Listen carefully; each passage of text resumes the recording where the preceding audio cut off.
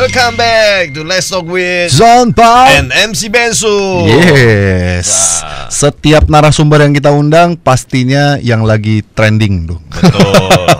Muda-muda. Woi, keren-keren Iya kan? semua bro. Betul. Siapa yang nggak kenal, kali ini yang kita undang adalah Raharja Randi. Wes. Yes. Halo, apa kabar? Bro? Akhirnya kok saya diundang. Yes. Aku kira gak bakal diundang sih. Aduh, Soalnya- kamu itu harus. Ya kan? Nama dia luar biasa loh sebenarnya. Tapi Iya. saya nggak pernah jumpa orangnya, baru hari ini. Masa? Kalau gua tahu dia ini udah lama tau gak sih? Oh ya. Udah lama dari gua main di sosmed Instagram kan. Dari dia belum ngapa-ngapain gua udah tahu dia. Kalau aku malahan yang udah ngikutin gimana suksesnya sebagai seorang entrepreneur sampai hari ini. Ini kalau Ko Bensu juga ya nggak usah bilang lagi lah. Di mana-mana ada acara besar ada. Wah, ini makanya kehormatan banget nih aku bisa diundang di sini. Thank you banget Ko. Asik. Sama. Mungkin boleh introduce dulu Randi. Silakan dong. Ya, halo semua. Perkenalkan diri. Ya, kenalin namaku Randi Raharja. Oke. Tapi mungkin aku lebih kalau di sosial media semua Raharja Randy karena aku pengen nama Raharja yang benar-benar ditonjolin karena Raharja benar-benar Indonesia banget sih. Betul. Karena Itu itu apa? dari bahasa Jawa itu, bahasa Jawa artinya ya? sejahtera. Nah, jadi aku Keluarga Raharja. enggak sih, jadi basically malah keluarga aku semua nggak ada yang namanya Raharja. Jadi cuman dari generasi aku sama Dede yang ada Raharja. Ya kali aja nanti jadi kayak sebesar jasa Raharja. Amin. Gua pikir saudara. Oh, Motivasinya. ya. Motivasi. Asik. Iya. Randi, sekarang sibuknya apa sih? Sekarang lagi sibuk-sibuknya di dunia digital banget nih. Karena sekarang ada mulai dari passion awalnya dulu senang ngebuat YouTube. Sebetulnya lebih tepatnya nih narsis. Iya. Jadi dimulai dari berani menarsiskan diri di sosial media sampai akhirnya melihat peluang bahwa dunia digital itu adalah sebuah dunia yang memang punya potensi besar terutama untuk kalangan milenial sampai ke ya artinya yang adik-adik kita di bawah nanti. Benar. Dan itu berpengaruh tidak hanya di secara keren-kerenan atau untuk terkenalnya doang, tapi bahkan di dunia bisnis. Lu umur berapa sih, Bro? Sekarang 29. Oh, 29. Kirain 21 tadi. Gua tadi pikir 21 lu. Hah? Oh, serius. Kalau awet berarti ya? Yeay. Pikir 21, 22 begitu gua pikir kan. Kalau aku pribadi membayangkan Raharja Randi atau Randi ini itu orangnya berewokan. Waduh. Udah pasti agak tua. Mungkin rambutnya panjang dikucir gitu. Waduh. Itu adanya tuh, Oh. adanya lebih fashion adanya. Lebih fashion. Lebih style adanya. Sama bener. kayak Kojon juga masih awet. Oh, gua masih 18 sih. Makanya Lewat dikit. Lewat dikit. Kalau di dunia digital sendiri sekarang lebih enak di belakang kamera atau di depan kamera, bro? Nah itu dia, karena dari awal saya ini narsis. Saya seneng di depan kamera. Tapi sekarang ini karena terkadang ngelihat peluang bisnis itu ya kita harus bisa nahan diri dulu. Jadi sekarang ini memang banyak di belakang dulu karena mau fokus di dunia bisnisnya. Mungkin sampai sustain atau mungkin coming soon nih baru bakal maju lagi. Karena sebenarnya mungkin sekitar 2 tahun lalu ketika mulai karir lah di dunia YouTube ataupun konten media, di situ Wah sendiri udah mulai bener-bener sering maju nih. Syukurnya udah saking beraninya mungkin akhirnya dapat banyak kesempatan. Misalnya dari 2 tahun lalu itu mulai dari dapat kesempatan ketemu Pak Jokowi itu 3 kali di Medan. Wis. Dia ngeri bro, mainnya ngeri dia orang. Ya, kan? Jadi sekarang yang terkenal John Pao atau dia sekarang? Kojon lah. Kok Iyalah. jadi? Kojon sama Kobensu juga. Sekarang saya dihadapkan kedua orang terkenal ini susah juga. Jokowi atau Gemetar. Jompau? Enggak, jangan Pak Presiden tetap harus kita iya, hormati. betul. Oh, iya. Nah, jadi terus waktu itu yang paling mungkin kebanggaan lah, ini kebanggaan pribadi sedikit ketika saya pertama diundang ke grup kecilnya Pak Luhut Binsar Panjaitan. Waktu itu jadi masih Menko Kemaritiman. Ya. Jadi salah satu dari 7 pemuda yang dia rangkul. Makanya dengan Pak Luhut juga hubungan juga ada, kenal. Terus juga waktu itu dapat kebanggaan juga, dapat kehormatan juga pas diundang menemani Pak Yasona Lawli Menteri Hukum dan HAM pas bicara di Lapangan Merdeka. Jadi pas waktu itu Pak Yasona lagi datang untuk cerita tentang bagaimana program-program kementerian dan segala macamnya juga di situ. saya diminta untuk menemani beliau dan menceritakan tentang perspektif bagaimana anak muda harus bisa memanfaatkan sosial media seperti itu. Kalau Smart Friend, kamu apa? Ambasador atau ya, jadi kalau sekarang ini untuk Smart Friend sendiri, terima kasihnya dari seluruh tim kreatif pusat selalu mempercayakan saya untuk bisa Jakarta. Medan sebetulnya lebih ke Medan dan Sumatera Utara sih, lebih tepatnya, karena setiap kali selalu dapat kesempatan bersama dengan Smart Friend untuk bisa mempromosikan dan bawa gimmick. Dan terus terang dari Smart Friend lah akhirnya pertama saya kemarin berhasil tahu namanya backstage-nya DWP. Bayangin dari begitu banyak konten kreator yang dibawa ke Bali. Waktu itu saya diajak ke Bali untuk DWP, ada sekitar 30 konten kreator yang semua terkenal. Followersnya udah 100 ribu kalah. Waktu itu saya masih 19 ribu atau 18 ribu, masih dikit banget. Tapi nggak tahu kenapa kesempatan itu nyampe ke saya. Cuman saya satu-satunya yang diajak ke backstage dan ketemu dengan artis-artis DWP. Lu itu sebenarnya channel dari teman atau memang tidak? Atau memang dari pihak yang bersangkutan nyari kamu langsung? Nah, jadi kalau yang aku tahu, sepengetahuan aku ya, jadi kan mereka waktu itu pertama kali datang ke Medan mulai promote, mereka kan ajak Jessica Mila nih, artis sinetron dan movie.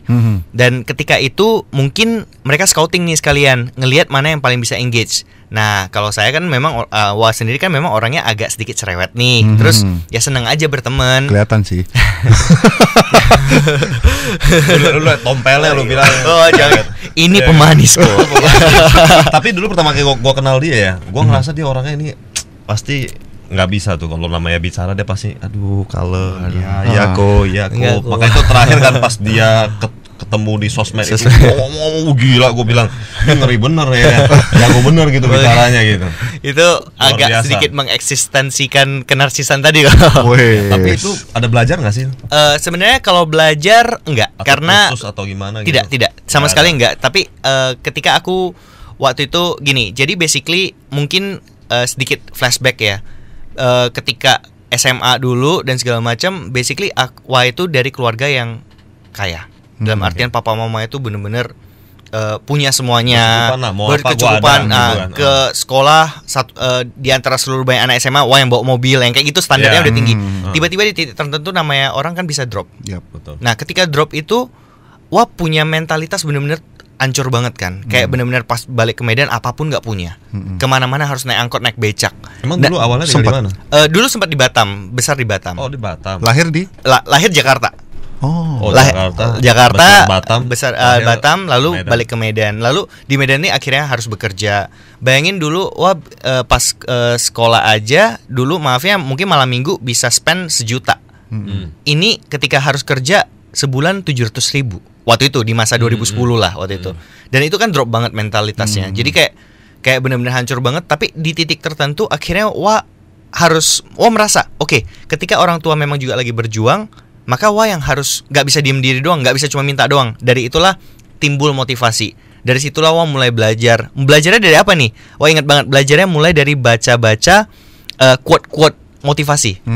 Itu yang paling mudah. Jadi kalau dibilang mulai dari baca buku, Wah enggak baca buku dulu. Atau mungkin ada melihat seseorang atau apa, artis atau apa gitu, jadi terinspirasi. Gue mau kayak dia lah, gue mau belajar ngomong nih, mau begini. Momennya itu adalah ketika gue inget banget kok. Waktu itu Wah pernah pengen punya iPad Air. Bukan iPad, AirPod. Yang dulu ya, AirPod dulu ya. Tapi Wah nggak mampu beli, teman-teman punya semua. Itu Wah bener-bener Wah inget banget sampai Wah pinjam kartu kredit punya salah satu teman aku untuk Wah cicil selama setahun. Dan sampai di level itu ngebuat Wah merasa Wah bisa aneh. Wah nggak boleh gini lagi. Wah nggak boleh gini lagi. Wah harus bisa punya itu sendiri. Wah harus bisa. Dari itulah Wah benar-benar ngedevelop diri, mencari siapa diri Wah. Dari itu akhirnya dalam 2 tahun, dalam 2 sampai 3 tahun waktu itu Wah ingat banget Wah jualan sepatu dan jualan sneakers. Jadi sebenarnya dari dulu Wah udah suka sneakers. Cuman waktu itu Wah jual sneakers yang palsu. Jadi KW yang harga 200 ribu Nike. Tapi bagus lah maksudnya gitu ya. Enggak bagus juga sih gua. Jauh-jauh oke lah. Kalau dulu bagus. Dulu bagus. Gue ingat banget itu zaman-zaman grup BlackBerry kok. Iya, Nah, iya. grup BlackBerry. Nah, waktu itu gua buat grup BlackBerry karena gua pengen banget punya handphone, punya ini tapi nggak mampu beli. Akhirnya gua coba jualan dan ternyata itulah namanya rezeki Tuhan. Tuhan memang luar biasa ya. Maksudnya kayak dari itu dia kasih lu dapat. Akhirnya mampu menjual. Akhirnya dalam waktu gak lama sambil kerja juga waktu itu, walaupun ya kalau kerja kan batasan adalah ya gaji kan tetap tertentu. Yap. Tapi akhirnya dalam 3 tahun lebih lah, wah akhirnya mampu beli mobil. Asik. Nah, yang kayak gitu dari jualan sepatu sneakers fake tadi. Aku ingat banget itu aku jualan Nike yang lari sama yang Caterpillar. Caterpillar itu yang agak tinggi, yang ya, boot, tapi betul. semuanya yang memang harga 400.000. Oh, berarti hocuan lo. Hocuan. Gila, lu bisa beli mobil gila lo. Iya banyak kok. Modalnya modal goban. Ya, wah ingat 50%. 50%.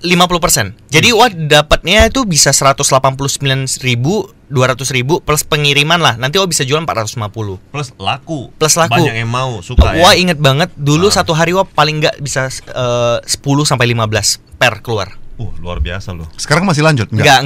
Udah enggak. Sekarang dia udah nggak main yang fake-fake itu, Bro. Asli, enggak asli, no way. Tapi kan cuan juga. Gua. Tapi terus terang ya kok ya, ini wah nggak pernah cerita kemanapun. Bahkan Ya. di YouTube wah sendiri wah nggak pernah cerita. Jadi Oke. ini mungkin kesempatan wah pengen cerita ke orang Koko Ya, juga ini dan share lah ya. inilah yang proses yang pernah wah jalanin kok. Ini salah satu yang ngebuat wah akhirnya termotivasi dan akhirnya wah tahu rasanya itu dapat duit dan simpen duit. Dan itu waktu masih muda loh, waktu umur 20 gitu waktu itu. Iya. Dan waktu itu tekanan ekonomi tinggi banget dan tekanan gengsi. Wah Ya. dari kecil sampai SMA punya semuanya, handphone selalu yang paling mahal. Wah inget ini bahkan beli handphone yang bisa kamera aja nggak sanggup kok waktu itu. Jadi kayak gimana dropnya itu. Tapi seiring itu pun dari papa, mama terus dukung, dari dedek juga terus dukung. Akhirnya kita menemukan titik-titik di mana kita mulai bangkit dan itu proses yang luar biasa sih kok. Nikmatnya itu.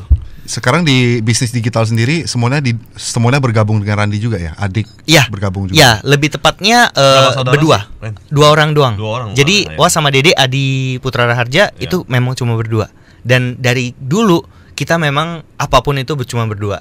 Gitu loh. Jadi susahnya juga kita inget banget kita pas mampu beli handphone satu kita sharingan.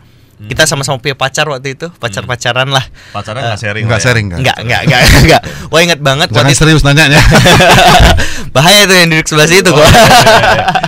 Nah, jadi wah inget banget kita janjian gantian sampai jam 6 sore wah yang pakai, sampai nanti gantian nanti jam 6 ke atas sampai jam 10 malam dia yang pakai handphonenya. Jadi kita tukeran nomor kok. Iya, Jadi kita pacaran SMS-an waktu itu masih SMS-an ya. Itu juga gantian. Jadi wah sama Dede pun pernah mengalami proses seperti itu. Itu yang menurut aku kayak sampai sekarang lo cukup menghargai setiap hal yang lo dapatkan gitu loh. Itu baru namanya brothers. Nah, cuman saya penasaran dengan yang tadi nih. Tadi kan pernah ketemu Pak Jokowi, Yes. berada di grup Luhut. Mungkin nggak seorang Randi ini bakal menjadi politikus di Indonesia? Ada passion ke sana nggak? Kalau jadi politikus gak mau, karena politikus itu sebetulnya adalah sebutan untuk mereka yang jahat kok. Tapi politisi mungkin Politisi. kok. Dia bisa nih, Bro. Tapi ya Biasanya kalau udah politisi pasti politikus. jangan kok. Kita nggak boleh jadi tikus kok. Pelan-pelan. Pelan-pelan. Ya. Jadi dulu pernah kepikiran karena terus terang wah pribadi memang seneng untuk bisa menyampaikan aspirasi dari teman-teman. Mulai dari ketika kuliah dari SMA wah udah di OSIS sampai di kuliahan juga wah ketua BEM selama 3 periode. Ya proses itu yang ngebuat wah mungkin merasa sedikit punya leadership lah. Dari itu wah seneng banget namanya ngebentuk tim. Jadi dalam pandangan wah pada level yang lebih serius ya itu dia para pejabat lah. Tapi yang ketika proses makin berjalan dan syukurnya hari ini punya banyak sekali sahabat-sahabat yang sudah ada duduk di DPR, DPRD, bahkan di kementerian. Teman kuliah nih. Bukan teman tidak teman Dari kuliah koneksi tapi lah, teman teman koneksi. koneksi. Dari mereka itu memang belum jadi sampai hari ini udah jadi dan di situ wah belajar banyak dari mereka. Terus terang banyak hal positif. Namanya positif pasti ada negatif juga, tapi itu jadi bahan pembelajaran semua dan itu luar biasa. Tapi ya itu dia proses berjalannya itu membuat wah itu menjadi harus bisa memilih dan tahu bahwa ternyata untuk mencapai titik tersebut bahkan kata orang uang cukup tidak. itu tidak hanya bicara tentang uang, tapi bicara tentang koneksi, bagaimana profil diri, bagaimana kita bisa jadi orang, meyakinkan orang. Betul. Semua hal itu gitu sih kok. Terakhir ketemu Pak Jokowi kapan? Beliau terakhir datang ke Medan waktu itu mungkin tahun lalu ya. Yeah. Yang benar-benar ada official waktu itu beliau di Swiss Bell. Nah, saya waktu itu diundang menjadi salah satu pemuda yang dapat kesempatan untuk bertemu beliau di pagi hari. Dan satu malam sebelumnya itu saya juga ada buat ini kok. Wah ada buat konten bahkan dengan kepala staf kepresidenan Pak Jenderal Muldoko. Itu semua ada di YouTube channel Wah. Dengan Pak Yasona semua ada di YouTube channel Wah, dan di situ Wah ngobrol banyak pandangan-pandangan Wah, dan sempat ada yang viral satu yang pas Wah wawancara yang sekarang Pak Menteri BUMN kita sekarang Pak Erick Thohir. Oh iya. Nah, bersama Pak Erick Thohir waktu itu Wah ada buat satu konten Wah ngebahas tentang kenapa kita harus percaya dengan presiden yang saat ini gitu loh. Jadi itu cukup frontal ketika Wah tanya seperti itu, baik, dan terus terang dengan Pak Erick Thohir waktu itu tidak ada janji skrip. Jadi benar-benar begitu, oke, Randi kamu boleh wawancara Pak Erick. Oke, langsung Wah tanya. Dan satu pertanyaan Wah itu yaitu. Tapi dari itulah akhirnya mungkin tergalilah banyak hal positif yang kita bisa lihat. Walaupun seperti Wah bilang sekali lagi, namanya positif ada pasti ada negatif. Gitu. Terus pas janjian nggak ini kan, nggak terlambat kamu kan? Maaf kok, gitu lah kok. Kenapa ini? Karena saya terlambat hari ini. Gue janji sama dia, kayaknya gue selalu nunggu dia.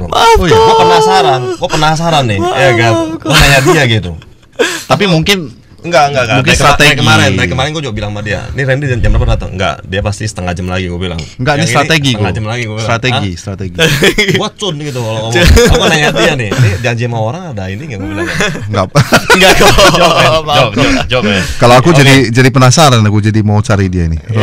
Terus Raharja YouTube-nya apa? Mungkin bisa John Paul Lovers atau teman-teman yang belum ini kan. Yang belum pernah nonton, boleh ditonton YouTube saya, di-subscribe juga. Bila agak keberatan di Raharja Randi. Jadi cari gitu. Aku subscribe dulu lah. Terima kasih kok. Raharja Randi. Oh ya, ini ada nih alasan kenapa tidak Jokowi bersama Erick Thohir. Jadi tapi Raharja ini bukan jasa raharja kan, Bro? Bukan. Nanti di isu pula saya kalau nggak boleh. Raharja itu artinya kesejahteraan. Jadi menurut saya setiap orang itu harus raharja. Oke. Sekarang lagi trending ataupun gara-gara COVID ini kan, semuanya lagi sibuk-sibuk jadi YouTuber. Semuanya sibuk berikan konten-konten. Ada yang jadi lawak, ada yang jadi bencong, semuanya jadilah. Semuanya ngaku influencer, jadi selebgram tiba-tiba. Menurut pandangannya Randi sendiri gimana ini sekarang? Tentang sensasi mungkin kan? YouTuber atau selebgram mungkin ya? Sebenarnya proses ini itu pertama yang namanya konten apapun kok, mau itu inspiratif sampai yang receh ataupun kocak bahkan menyebelin, itu adalah konten yang memang diminati. Jadi dalam pandangan Wah, kebetulan Wah banyak teman-teman YouTubers. Contoh mentor Wah pribadi itu yang banyak banget ngajar juga, dan Wah terinspirasi dari beliau yaitu Bang Arif Muhammad. Bang Arif bukan yang Mak Betty sih, tapi yang Pocong, yang Bang Arif Muhammad yang Jakarta, yang vlogger, YouTubers. Terus juga ada Bro Jovianda Lopez, Kini 24. Dengan beliau yang memang memberikan masukan banyak ke saya pribadi. Hubungan baik dan akhirnya bisa berteman melalui YouTube juga. Jadi nilai positifnya itu menurut saya di dunia sosial media pertama kali itu adalah akhirnya orang yang kita anggap artis kayak nggak mungkin sekarang teman. Makanya kalau misalnya saat ini saya mungkin ini nilai plus saya lah ya. Mungkin followers nggak banyak banget dibandingkan sahabat-sahabat yang lain. Tapi kalau dicek akun-akun besar dan artis-artis itu memang terengage ke Wah, yang artinya saling follow. Dan saling follow itu bukan hanya karena follow-followan doang, tapi emang karena teman. Contoh dengan koneksi dengan Jessica Mila, dengan Rai Putra, Ran, terus dengan Ernanda Putra, dan ada puluhan lainnya. Bahkan akun besar seperti Dagelan. Kalau dicek Dagelan itu ada follow saya. Luar biasa. Hanya Bensu yang belum follow dia. Bensu belum follow dia. Nah jadi lu mana boleh lu. Karena aku bukan artis, Bro. Oh iya. Artinya ketika Wah melihat itu, Wah merasa sekarang sosial media Wah itu investasi. Makanya banyak yang bilang buat aja sensasi. Tapi ketika Wah tahu menjadi sensasi itu menyakitkan kok. Karena Wah pernah punya cerita kelam di kata sensasi tadi. Wah, ini rahasia yang nggak pernah Iya itu sih. Artinya yang mungkin sebagian ada yang tahu, tapi mungkin tidak tahu secara clear. Tapi ya mungkin hari ini bakal reveal di sini lah. Bakal sedikit cerita di sini supaya dari teman-teman dari John Paul Lovers dan Koko juga mungkin sedikit belajar dari kesalahan saya. Memang saat ini semua orang gila mencari sensasi. Artinya gimana caranya saya terkenal, viral dan segala macam. Tapi sekarang saya takut. Justru teman-teman Jakarta pada bilang kayak seperti kemarin sama Joviandal, dia bilang udah ke Jakarta nanti dia kenalin ke orang Chandra Liao, Arab dan yang lain-lain, Atta dan segala macam. Tapi ketika proses itu berlangsung, saya tahu konsekuensinya apa. Kalau saya sudah mau ke sana, maka saya sudah harus siap meninggalkan banyak hal. Karena saat itu saya masih aktif di tempat kerja dan segala macam. Dan tentu ada konsekuensi yang harus saya pertimbangkan. Nah, seiring berjalan itu saya juga pernah ada namanya seperti sebuah luka. Artinya trauma lah. Saya katakan itu trauma. Kenapa? Karena dulu saya pernah ada satu kejadian yang benar-benar gini kok. Saya dihujat satu Indonesia. Satu Indonesia ngehujat saya. Terkenal tuh. Hujat di Instagram saya. Di feednya. Di DM sampai saya turn off comment karena nggak kuat kok. Karena nggak kuat. Tapi apakah saya harus bangga dengan itu? Tidak. Kejadian kan? Boleh cerita nggak apa masalahnya? Saya tidak akan jelasin dia punya merek karena saya juga tidak mau menimbulkan masalah lagi. Tapi intinya ketika suatu hari saya live. Lalu ketika live, memang salah ngomong. Intinya seperti kongko sebenarnya ya. Ngomong sendiri. Ngobrol. Lagi stres memang waktu itu mungkin macet dan segala macam dan saat itu terucaplah sebuah kalimat yang seakan meremehkan orang lain. Misalnya meremehkan Koko. Misalnya bilang Ko John Pau, kamu kurang pintar kok. Nah, tapi ternyata mungkin ada orang-orang yang fansnya John Paul Lovers tidak terima. Pastinya dong. Kok orang yang dia idolakan dikatain seperti itu. Itulah yang terjadi. Ketika itu terjadi, ternyata entah gimana ceritanya nyampe ke seluruh komunitas dan organisasi yang ada di seluruh Indonesia. Dan saat itu dalam 1 kali 24 jam ada lebih dari 1000 DM yang masuk ke saya. Dan semuanya itu menghujat. Bahkan saat itu saya ditelepon sama tim kerukunan umat dan beragama wali kota. Sampai nyari dapat nomor saya. Lalu di saat itu benar kamu Randi Raharja, ini ada laporan begini. Apa yang kamu sudah lakukan? Gitu. Wah, takut lah kok. Tentu saat itu takut setakut-takutnya. Padahal saat itu sebetulnya lagi naiknya. Kenapa? Karena kejadian itu setelah belum lama punya konten bersama Pak Erick Thohir viral. Saat itu lagi naik. Semua konten YouTube itu udah mulai 3.000, 4.000 orang yang nonton. Baru dong berarti kejadiannya. Enggak, ya setahun lalu lah. Setahun lalu apa hampir 2 tahun lalu lah. Setahun lalu lah yang pas Pak Erick Thohir itu. Waktu itu inget banget, lewat kurang lebih 3 minggu apa 2 minggu kejadian lah itu. Konten lagi naik-naiknya semua, kejadian, dan di saat itu tentu takut. Akhirnya setelah bicara dengan penasihat hukum dan segala macam sampai level itu. Karena kenapa? Saya terus terang kan takut kalau sempat di-issue, dilaporin, ya kan takut lah kok. Gara-gara itu kan kalau masuk kan nggak iya juga. Nah dari situ akhirnya setelah diskusi, keputusannya adalah kamu harus hilang dari sosial media selama berapa lama? 1 bulan waktu itu kalau nggak salah. Hukum. Artinya yang harus lakukan supaya menenangkan. Anggaplah orang nggak ada lah. Itu inisiatif sendiri ini. Inisiatif sendiri plus 1 kali 24 jam itu langsung sudah klarifikasi di Insta story waktu itu dan minta maaf ke seluruh pihak. Dan itu langsung lakukan karena sudah bicara juga dengan pihak yang tersinggung dan itulah sudah terjadi. Dan tapi ketika itu proses berlangsung, tahulah namanya netizen. Walaupun ibaratnya udah minta maaf sama Ko John Pau, belum tentu mereka terima walaupun kita udah bisa minum bareng gitu loh. Nah, itu harus lakukan dan itulah yang membuat punya YouTube akhirnya hilang lagi. Kenapa? YouTube itu punya algoritma, kita tahu. Kayak Ko John sendiri sama Ko Bensu kan ini naik terus nih, lagi viral-viralnya nih acaranya ini. Karena kenapa? Karena konsisten. Ko John juga di Instagramnya kan naik terus. Kenapa? Karena konsisten, setiap hari ada aja kontennya. Nah, memang itu kan tipsnya kalau di sosial media. Dan ketika itu konsisten. Tapi ketika drop, hilang. Iyalah, maksudnya lu udah takut. Nggak selera lagi lah. Bener. Ya. Ngeri lihat sosial media waktu itu, wah sampai hapus Instagram dari Wah punya sama YouTube dari Wah punya handphone. Trauma kok. Kata-kata yang paling membekas apa coba komen? Begitu ribuan netizen pasti ada satu. Pasti ada satu kan langsung kebaca itu. Waduh, gua udah nggak bisa lagi lah untuk ini gitu. Ya, ada kalimat-kalimat seperti yang ke arah kamu lah, maksudnya bukan ke arah saya. Ingat, kamu di kota Medan itu pasti akan jalan-jalan di luar. Ingat aja itu. Wis. Kayak diancam mau dibunuh gitu lah ya. Kan ya. Itu kan ngeri kok. Itu ngebuat wah akhirnya maaf ya, mungkin nanti mau ke tempat kojon beli bakpao aja nggak berani jadinya kan? Iya. Karena kenapa? Kamu nggak tahu, bisa tiba-tiba ada orang mukul, orang punya niat jahat. Jadi kan itulah ngebuat wah akhirnya jadi kayak wah nggak bisa ini. Jadi setelah kejadian itu sampai hari ini pernah nggak ada terjadi yang masih bersangkut paut seperti begitu? Misalnya tidak. Kayak contoh sekarang udah lu keluar ada yang tiba-tiba marahin lu, atau mungkin ada yang syukurnya setelah itu wah calm cukup lama. Waktu itu calmnya kurang lebih hampir sebulan lebih. Setelah wah mulai berani ke sosial media lagi, waktu itu wah udah ubah image. Itulah wah masuk dunia sneakers. Karena dulu sebelumnya itu wah cukup frontal orangnya. Dan lu udah mulai dagang waktu itu kayaknya ya. Pas lu keluar itu lu bisnis kan, kulineran ya. Bener. Oh itu pas udah habis beberapa bulan lu habis itu kuliner, masuk ke kuliner, mulai buat bisnis, lalu juga di situ udah mulai masuk ke dunia sneakers.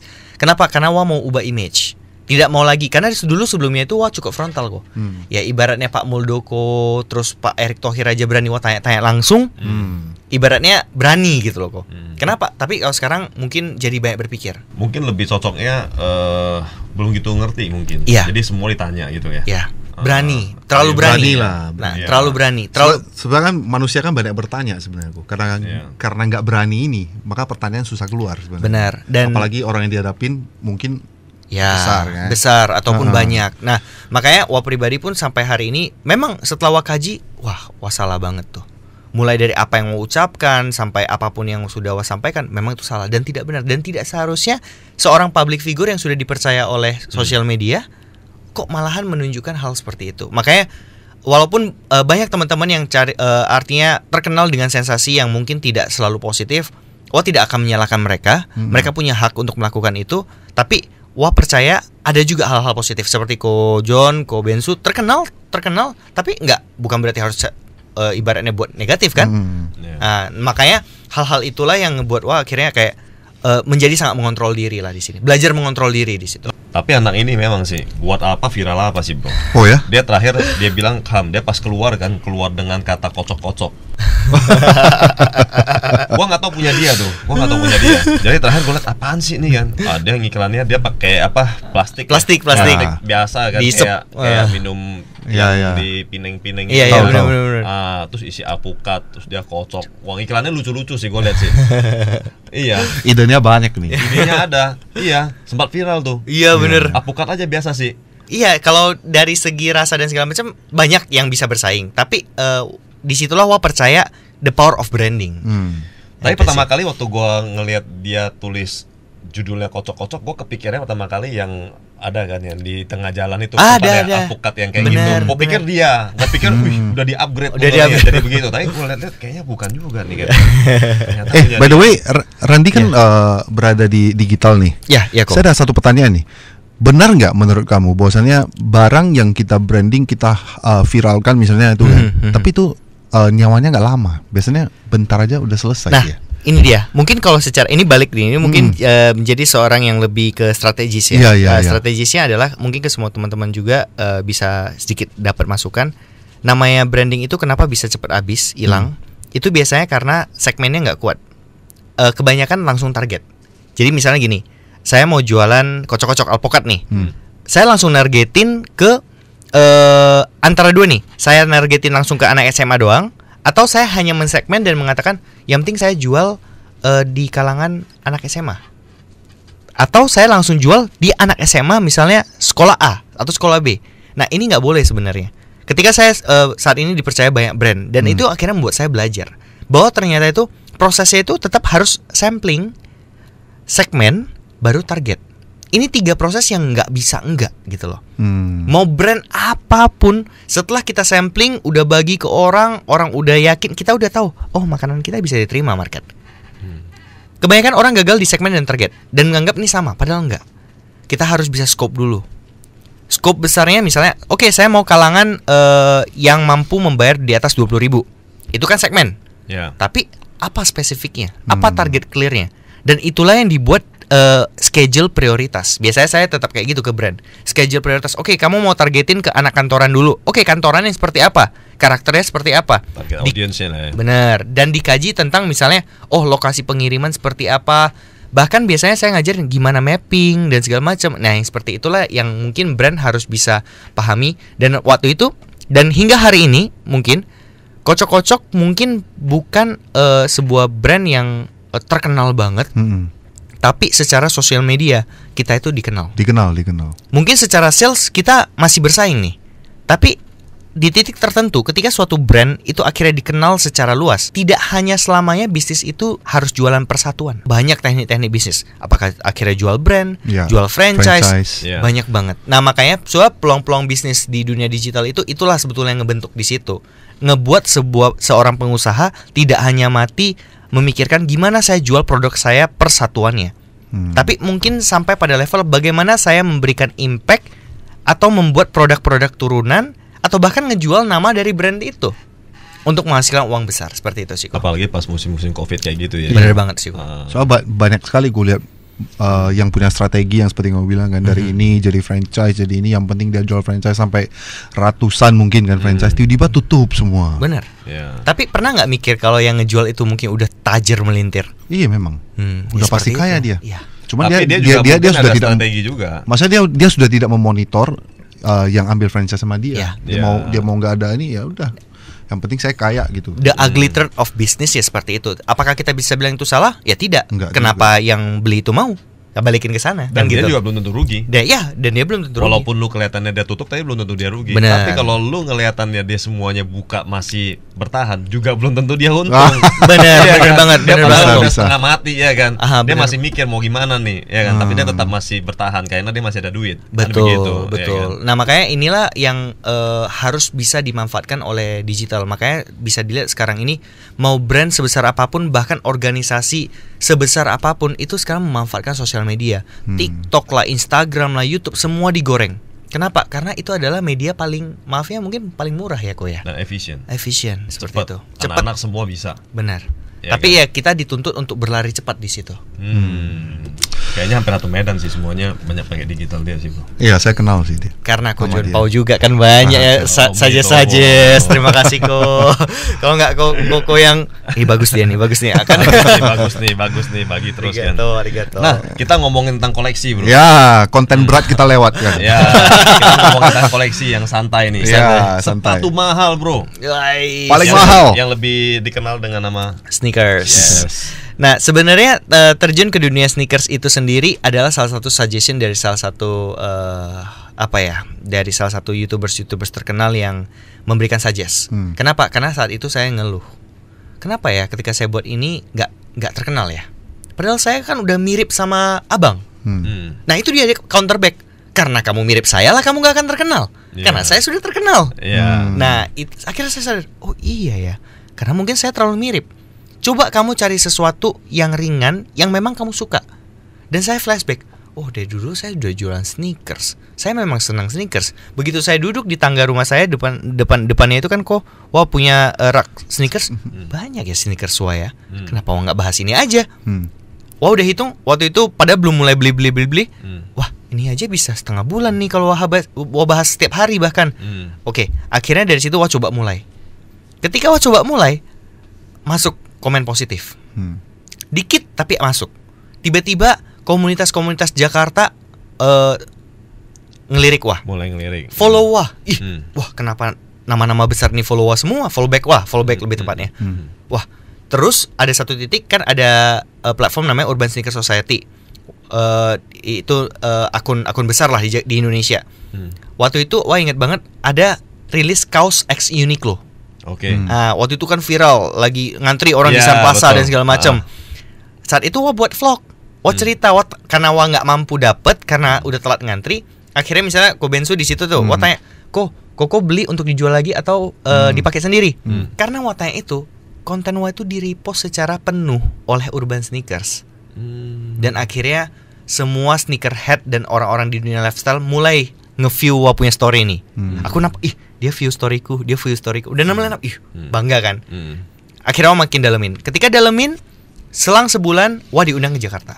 Dari Jejo tepatnya Jejo chat, ngobrol, kamu datang dong ke Jakarta. Kita mau ngobrol untuk masa depan Medan. Masa depan Medan coy. Masa depan lifestyle Medan lah itu. Nah, ketemu, berangkat ke Jakarta 2 hari, ngobrol sama dia, dan akhirnya dari situ punya koneksi luar biasa banyak. Dari itu akhirnya melihat kenapa mereka ke sneakers. Karena kan sebetulnya awalnya yang lihat itu baju. Baju, celana yang kayak gitu-gitu.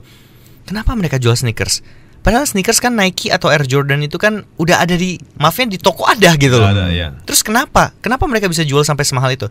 Ketika pelajarin ternyata mereka menggoreng value, menggoreng history, menggoreng limitednya ini. Benar. Dan dari itu ternyata menghasilkan luar biasa banyak. Nah, ketika ngeliat itu akhirnya benar juga ya. Dulu sendiri dapat uang banyak itu kenceng dari sini. Tidak salah apa yang mereka pikirkan. Cuma mereka menggoreng dengan sosial media sekarang. Akhirnya memutuskan, bilang, Joe, gue bakal buat nih di Medan. Gue bakal buat ada konten salah satu segmen di YouTube aku namanya Edu Sneakers. Itu adalah edukasi kenapa orang harus beli sneakers ataupun perlu tahu rilisan-rilisan baru. Dari situ akhirnya bener, ternyata banyak entusiasnya. Dari situlah akhirnya mulai merasa seneng. Akhirnya teracun sendiri sih kalau beli sneakers mahal. Deh sneakers itu paling mahal berapa duit? Iya, belum dijawab nih. Paling mahal. Iya di situ. Oke, tapi enggak apa-apa, dia harus tahu. Ini istri. Calon. Dia harus tahu. Biasa kalau istri nanya berapa? Murah. KW. Beli satu lagi dong, enggak kita. Kalau KW saya kasih ke orang ya. Satu yang ada beberapa lah yang sebenarnya cukup mahal, tapi rata-ratanya yang mahal tuh sekitar 20 jutaan. 20 jutaan ya. Untuk satu pair ya. Dan luar biasa. Ya itu sih. Tapi banyak sih sebetulnya yang di atas itu yang 30 40. Kamu rencana untuk jual lagi atau gimana sih? Atau untuk pakai sekali 2 kali itu simpen, itu ada yang nanya-nanya dijual lagi gitu. Sebenarnya ada lebih rencana kayak gitu. Iya, lebih tepatnya kayak gitu. Kan? Kayaknya banyak yang ngetren gitu, Bro. Iya kan? Maksudnya dia beli, dia pakai sekali 2 kali. Ya berarti punyaku bisa dijual juga dong. Bisa, Bro. Kalau kakinya nggak bau. Enggak lah. Nah, makanya kayak ada beberapa kayak contoh kemarin berhasil dapat satu sneakers namanya Nike Air Max Sand Waterspoon. Sand Waterspoon itu yang mungkin kalau pernah dilihat itu warnanya warna pelangi dia pokoknya. Dan itu langsung dirilis Nike bersama seorang artis dari Amerika di LA. Nah, di situ Nike Waterspoon ini memang cuman keluar, misalnya waktu itu cuman keluar kalau nggak salah cuman 50.000 pair ya. Ya udah, tapi seluruh dunia masalahnya. Limited banget, dan harga jualnya cuma 2 jutaan. Jadi FYI mungkin buat John Paul lovers yang belum tahu, kalau rata-rata Nike itu Air Jordan itu memang cuma dijual seharga $240. $160 atau 240. Artinya range-nya sekitar 2,4 sampai 3,6 juta. Itu range-nya. Tapi hari ini kalau kita beli second-nya pun itu rata-rata udah di 6 juta sampai 7 juta. Bahkan nggak sedikit yang harganya itu mencapai 20 sampai 30. Kayak contoh kemarin aku baru nge-review yang Air Dior aja. Air Dior. Itu keluar udah lumayan lama lu kayaknya lu. Setengah tahun kayaknya kan. Ya, setengah tahun. Dan itu dijual di Christian Dior seharga 30 juta, 35 juta deh. Dan sekarang dijual rata-rata di atas 200 juta. Apa itu? Untung harusnya gue beli waktu itu ya. Waktu gue nanya, bro, gue mau beli. Iya kan? 25 juta temen gue bilang. 25 pas dia lagi open PO sih. Dari Eropa waktu itu. Kok bisa semahal itu ya? Karena limitednya tadi sih kok. Masanya abu putih hitam itu dia. Benar. Bagus. Ya saya udah lihat sih kontennya. Makanya kadang mungkin sekarang ini kan semenjak ada sensasi Air Dior, orang baru mulai melirik, wah Jordan. Sebelumnya sebetulnya banyak. Ada itu dia collabs dengan Virgil Abloh yang Air Jordan X Off-White. Itu sekarang secondnya aja sekitar 60 juta. Secondnya udah dipakai, udah bulu. Itu simpennya aja pun mau bagus-bagus loh. Benar. Iya kan, karena sneaker kayak begini kalau lu jarang pakai, dia udah sempat kena air dan sebagainya. Pas lu pakai, lu pakai langsung dia langsung mau lekang buka gitu bro. Dan kapan Jordanku jadi 200 juta ya? Nah itu dia, artinya melihat peluang seperti itu kok, akhirnya ya itu dia koleksi. Banyak sekali orang yang memanfaatkan ini tidak main-main. Kayak terang hari ini total Wah beli sneakers aja sekitar ada 180 juta. Udah hitung kemarin kebetulan Wah baru hitung karena ada konten juga yang buat 180 jutaan itu total sneakers yang mau beli. Jadi kalau mau ganti mobil udah bisa tuh. Ya kalau jual semua dapat mobil kasarnya gitu. Ya. Tapi kalau Wah hitung dari value hari ini Wah bisa jual berapa, itu udah at least 300 juta Wah bisa dapat. Kalau Wah benar-benar mau jual semua dengan harga cuan ya. Nah kurang lebih 280 sampai 300 juta. Tutup mata itu pasti udah bisa jual. Atau masih berat lah. Kalau untuk ngejual di angka 180 juta juga harusnya nggak susah. Artinya Wah nggak cuan lah. Peminatnya banyak lah. Ya peminatnya banyak. Tapi ya memang nggak bisa jual ke satu orang ya, harus berbagai pihak lah ya. Nah seperti itu. Artinya seperti itulah sneakers hari ini. Makanya kadang orang bilang dulu orang hebohnya beli Rolex investasi kan gitu ya. Beli AP, beli ini segala macam Patek. Iya itu nggak salah. Tapi hari ini ada segmen baru yaitu sneakers. Bagaimana contoh Wah berhasil dapat kemarin Wah beliin si Regina. Waktu itu satu Jordan namanya Air Jordan Valentine. Itu cuman keluar di tahun 2017 ketika itu Valentine dan mereka rilis. Itu aslinya cuma 2,4 juta. Tapi untuk dapetin itu Wah butuh waktu 6 bulan plus harus bayar 8 jutaan. Wow. Dan Wah bisa dapat itu di Amerika. Jadi harus nunggu 6 bulan nyampe. Udah 6 bulan uang 8 juta Wah di situ, yang artinya anytime bisa gak bertanggung jawab dibilang hilang ataupun nggak ada. Nah Wah harus menerima risiko itu. Bahkan ada satu namanya Air Jordan Iglo. Nanti bisa dicek Iglo rumah Iglo. Jadi itu Rasping sama Iglo itu satu pairnya itu sekitar 120 jutaan. Wow. Kenapa seperti itu? Karena mereka rilis Rasping dan Iglo ini di sebuah kapal pesiar tanpa dikasih tahu ke siapapun. Jadi mereka berangkat sampai ke Kutub Utara. Udah nyampe Kutub Utara, isinya orang kaya semua nih. Mereka beat di situ. Mereka baru bilang bahwa ada Air Jordan ini dan dirilis di situ. Jadi dirilisnya di Kutub Utara. Wow. Jadi mereka ngebuat cerita-cerita gitulah. Mereka bukan jual sepatu bro, jual cerita. Hebat memang. Yes. Kan memang begitu. The power of story. Tapi sepertinya kurang fair nih. Sepatu kamu udah 180 juta, baru beliin 8 juta untuk Regina. Mana benar ya kan? Jangan gitu kok. Paling nggak harus 70 juta. Iya, minimal pakai 10 juta. Amin. Semoga setelah ini mana tahu banyak nanti job-job yang datang bisa.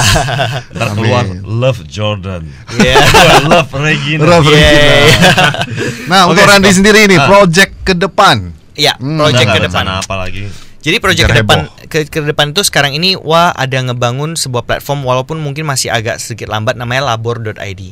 Labor.id ini sendiri ada follow tuh. Ya, makasih kok.